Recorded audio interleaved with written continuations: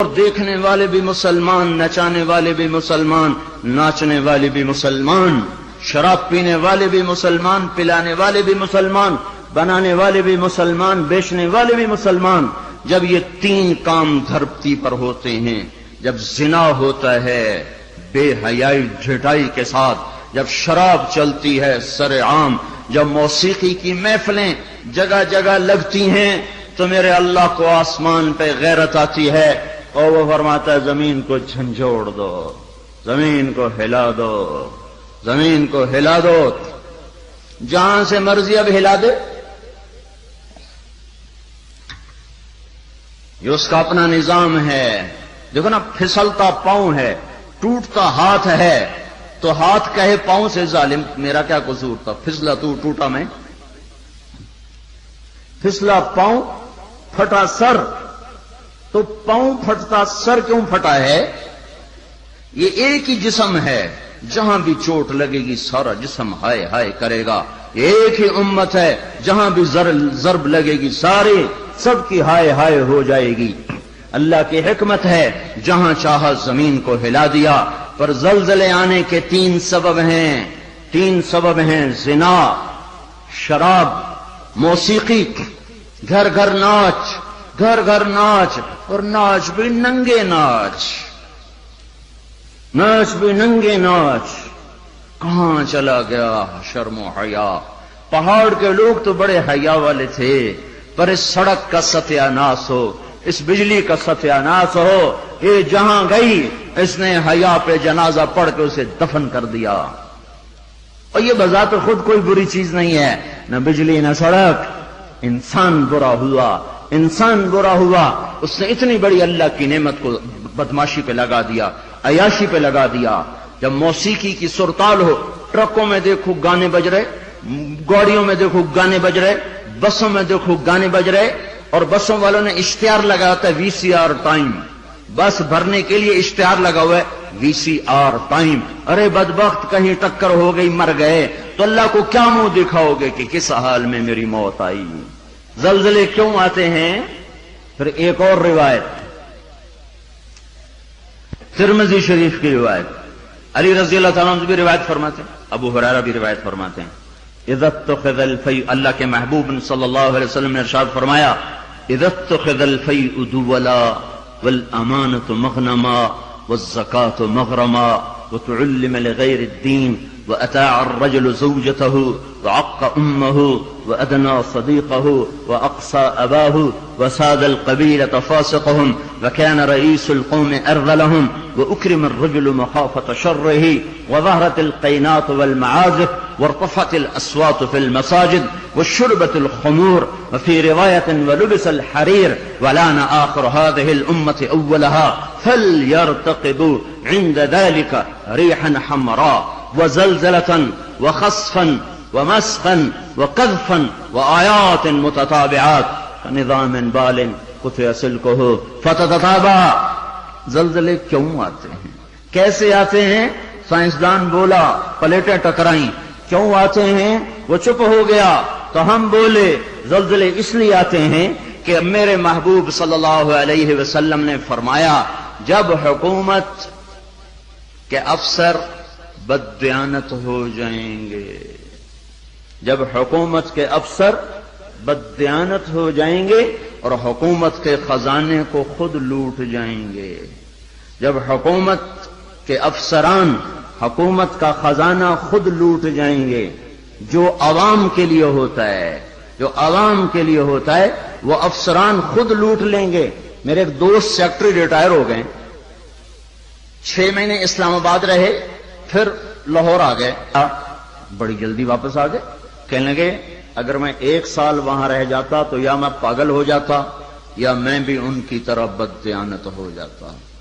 1 سال کہ شام کو جب بیٹھتے تو ایک سیکٹری بولتا اتنے بنا لیے، وہاں پلاٹ، وہاں گھر، سوئس بینک میں اتنے، امریکہ میں اتنے، انگلینڈ میں اتنے، اور میں بیٹھ کے سوچتا اور میری تو ریٹائرمنٹ قریب آگے، میں تو اپنا ذاتی گھر بھی نہ بنا سکا۔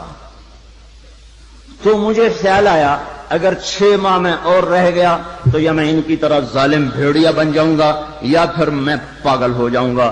تو میں نے ان کے ہاتھ جوڑے، مجھے واپس لاہور بھیج دو، کسی کھڈے میں ڈال دو، باقی وقت عافیت سے گزر جائے.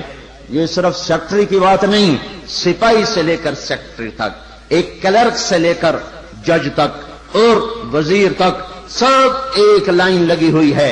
اذا اتخذ الفیء دولا، جب حکومت کے لوگ حکومت کا خزانہ خود کھانا شروع کر دیں گے. والامانۃ مغنما، صرف حکومت والوں کی بات نہیں ہے. عوام کیسے ہوں گے؟ عوام بھی بددیانت ہو جائیں گے، عوام بھی بددیانت ہو جائیں گے، اور خیانت کرنا ہنر سمجھا جائے گا، دھوکہ دینا ہنر سمجھا جائے گا، فراڈ کرنا ہنر سمجھا جائے گا، اور اگلے کی جب کاٹ لینا ہنر سمجھا جائے گا، اور امانت کو ہڑپ کر جائیں گے، امانتیں کھا جائیں گے. والامانۃ مغنما والزکاۃ مغرما، اور کیا ہوگا؟ مالدار لوگ بخیل ہو جائیں گے، زکات دینا چھوڑ دیں گے. اور کیا ہوگا؟ وتعلم لغیر الدین، علماء کے قدم بھی اللہ کی بجائے مخلوق کی طرف اٹھنا شروع ہو جائیں گے، اور دین کا علم بھی آخرت کی بجائے دنیا کے لیے طلب کیا جائے گا. اور کیا ہوگا؟ وساد القبیلۃ فاسقہم، قبیلے کی سرداریاں فاسقوں کو ملیں گی، ظالموں کو ملیں گی، جباروں کو ملیں گی، بدماشوں کو ملیں گی.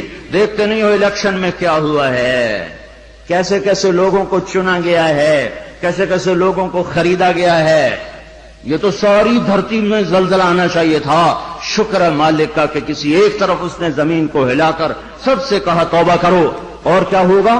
وَكَانَ رَئِيسُ الْقَوْمِ أَرْذَلَهُمْ، حکومت نکمے ترین انسانوں کے ہاتھ میں ہوگی، جن کے سینوں سے دل نکل کر پتھر فٹ ہوں گے، جنہیں انسانیت کے غم اور درد سے کوئی سروکار نہ ہوگا، انہیں صرف اپنا پیٹ نظر آئے گا.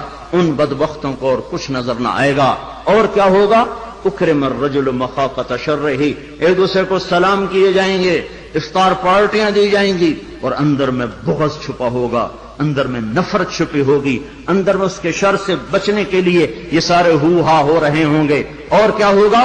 وارتفعت الاصوات فی المساجد، مسجدوں میں لڑائیاں شروع ہو جائیں گی، جھگڑے شروع ہو جائیں گے، فرقہ واریت کی آگ بھڑک اٹھے گی، اور نادان خطیب وہ ایسی آگ لگائیں گے، ایسی آگ لگائیں گے کہ سارا چمن جل کے راکھ ہو جائے گا، اور جو امت اوروں کو سایہ دینے والی تھی وہ ایک دوسرے کا گلے کاٹنے پر لگ جائے گی. مسجدوں میں آگ بھڑک اٹھے گی فرقہ واریت کی اور نفرت کی اور تعصب کی. اور کیا ہوگا؟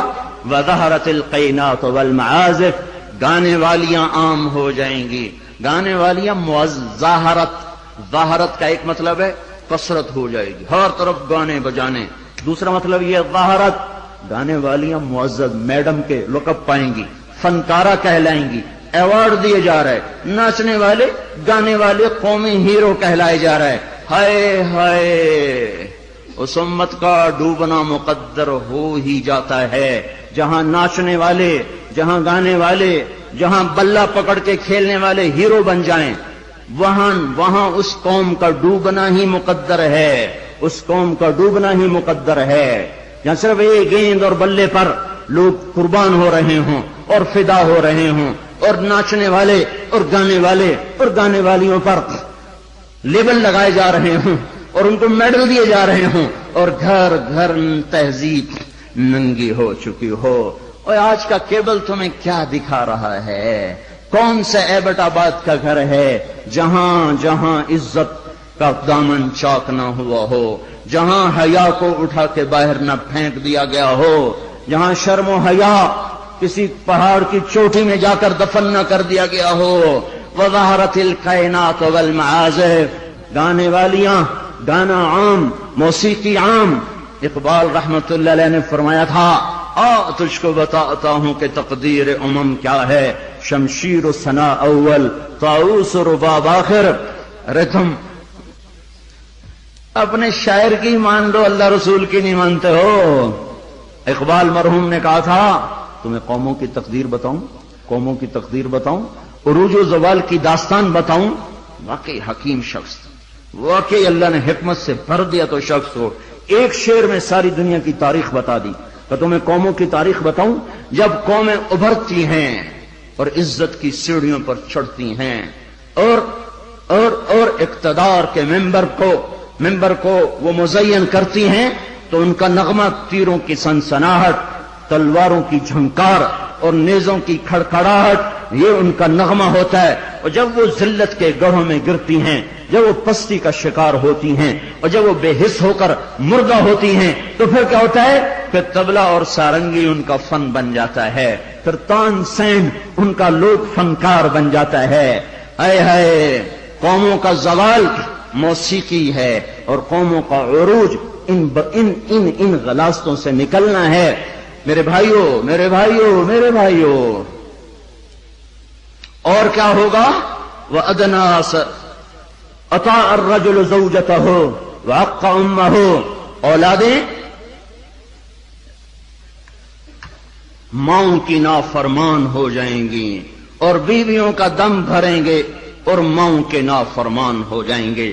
جن کا دودھ پیا انہیں ہی غرائیں گے. اور کیا ہوگا؟ وَأَدْنَا صَدِيقَهُ وَأَقْصَى أَبَاهُ، دوست کو دیکھ کے باہیں پھیلا دیں گے، آؤ جی آؤ جی آؤ جی، اور باپ کو دیکھ کے دھکا دیں گے، کنی کترائیں گے، راہیں بدلیں گے.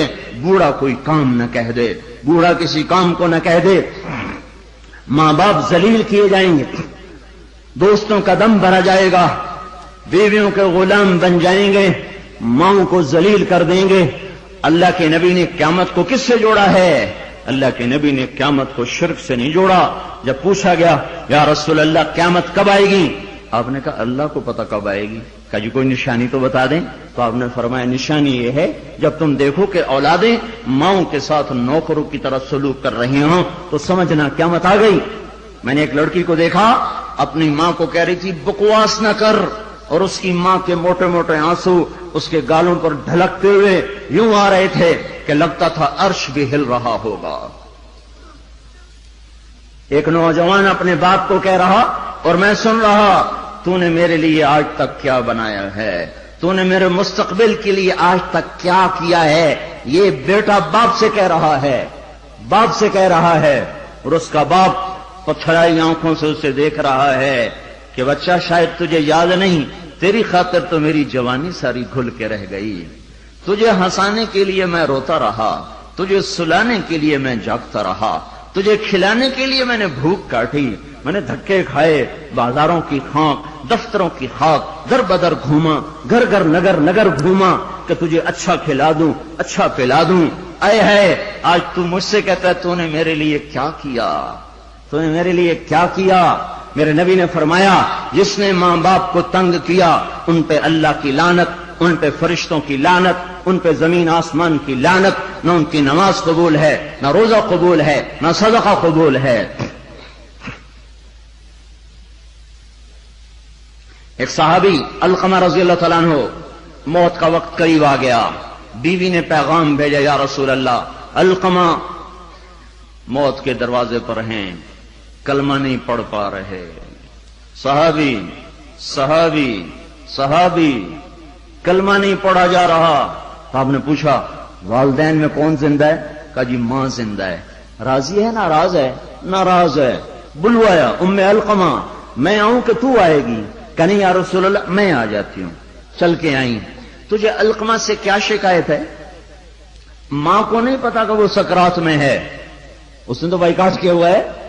تو وہ کہنے لگے یا رسول اللہ مجھے اپنے بیٹے کے دین کی کوئی شکایت، بہت نیک بچہ ہے، لیکن یا رسول اللہ جب بھی مجھ سے بولتا تھا تو ایسے بولتا تھا کہ مجھے زخمی کر دیتا تھا. اس کی زبان نہیں ہوتی تھی، خنجر ہوتا تھا جو مجھے چیر کے رکھ دیتا تھا. مجھے اس کے اخلاق سے گلہ ہے، ماؤں کو. امیہ رضی اللہ تعالیٰ عنہ کے بیٹے جہاد میں چلے گئے، وہ تھے بوڑھے، تو انہوں نے شعر کہا اذا دعت الحمامة ساق حر على بيضاتها دعوا كلابا تركت اباك مرعشة يداه وامك لا تزيق لها شرابا. جب کبوتری اپنے نر